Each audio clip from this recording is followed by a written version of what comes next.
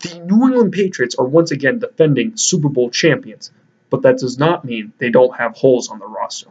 I look at the New England Patriots, I look at them on offense and defense. They lack athleticism around there. Look at the Super Bowl. Devontae Freeman ran to the outside on them. Julio Jones exploit them. They need some athletic freaks on defense. And honestly, Jamie Collins, even though they won the Super Bowl, losing him was definitely a factor in that game. It was obviously the Falcons came in hot on them and really exploited that lack of athleticism. So let's address the needs of the offense. Obviously, they need depth at wide receiver. Obviously, their players are getting injured all the time. So they're going to need a lot of depth there. And obviously, they did make a good move on Martellus Bennett, trading him for the previous offseason. But if he's asking for too much money, that's a guy that they need to probably just let go. And if they really want that second tight end, they'll probably just wait into the late second round. I don't see them drafting a tight end in the first round.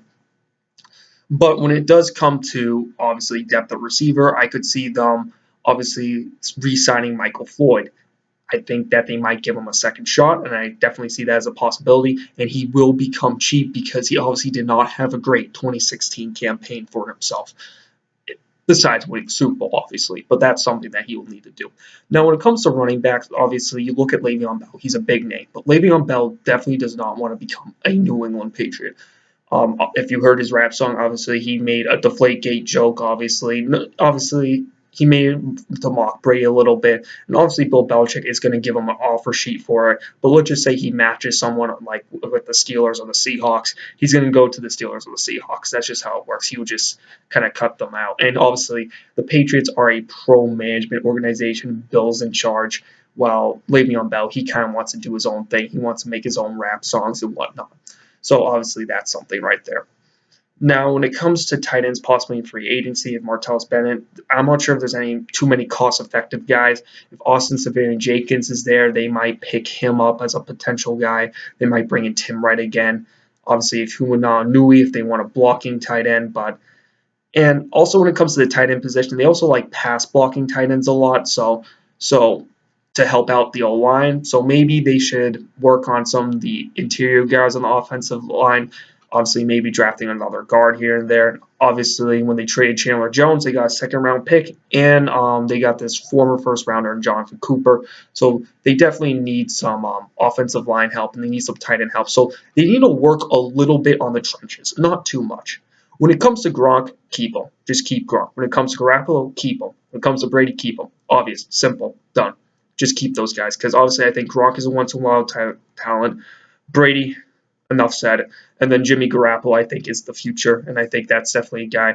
If you can keep him under contract, you should definitely just keep him there because I think he could be something special.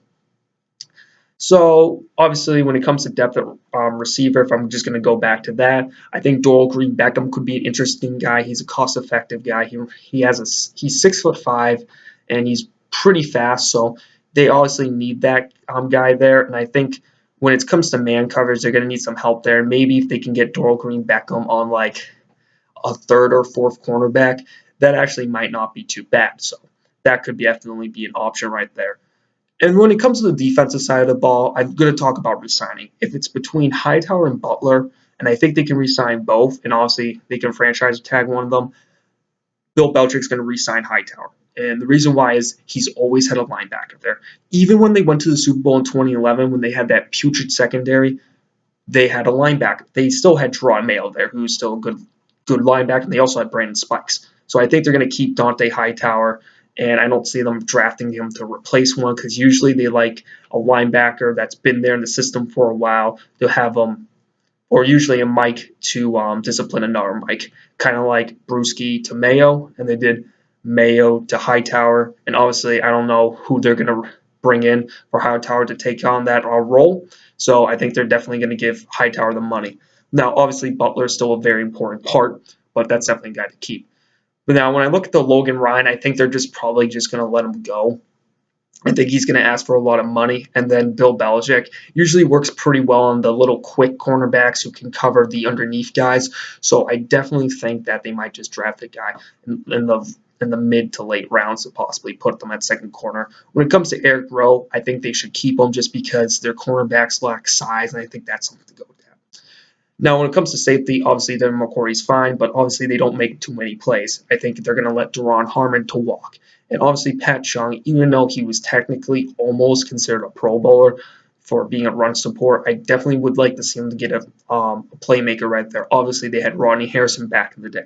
I think T.J. McDonald could be a guy that could definitely go after. I think C.J. Wilcox is a good one, but I don't think the Cowboys are going to give it up.